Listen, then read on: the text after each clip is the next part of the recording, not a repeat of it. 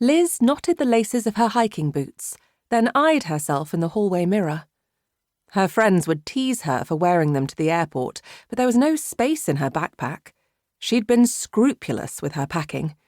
She enjoyed the efficiency of it, the paring back, whittling down, every gram counting. It was pleasing to be able to step out with everything she needed on her back. There was an autonomy about it that she liked. Maybe a little too much. She checked her watch. If she left now, she'd arrive at Helena's 15 minutes ahead of schedule. Her backpack was waiting in the car. The tank was filled with petrol. Her checklist was ticked. There was nothing left for her to do except say goodbye. Hard to believe that, by this evening, she, Helena, and Maggie would be in Norway. It had been her turn to choose the holiday destination. In previous years, she'd picked Corfu, Madeira, the south of France. She'd loved those beach holidays. The kiss of the sun, the buzz of being with girlfriends, the languid days poolside. But recently, she'd been thirsting for something different. She was 33, a wife, a mother, a GP. Her everyday life was organised, buttoned down, scheduled. What she needed was an adventure. "You're serious?" Helena balked when Liz pitched the idea of 4 days wild hiking and camping in Norway. Liz was. "I've always wanted to see the fjords and mountains." "So book a cruise." A few months earlier, thanks to a broken fan belt that the garage took an age to repair, Liz had been forced to walk into the surgery.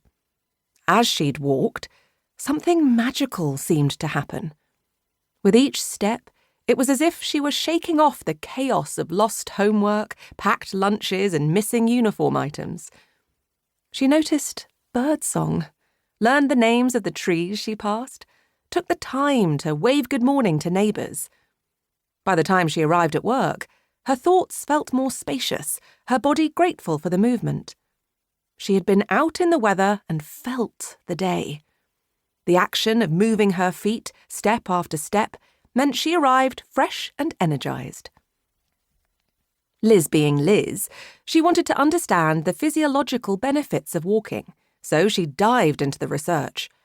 She discovered that regular walking improved the immune system, lowered cholesterol, and strengthened feelings of well-being.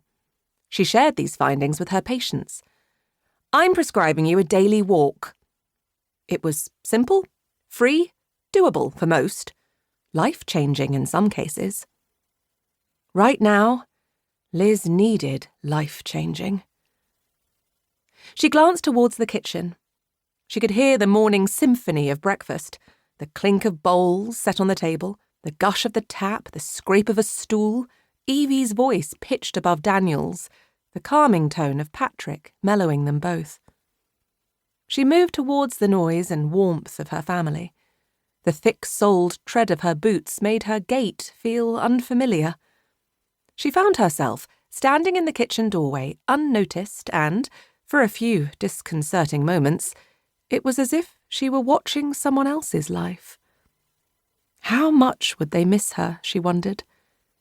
Patrick knew the routines of family life so well.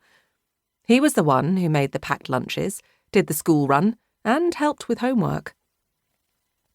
Evie, hair mussed from sleep, was the first to spot her. "Mummy, are you leaving now?"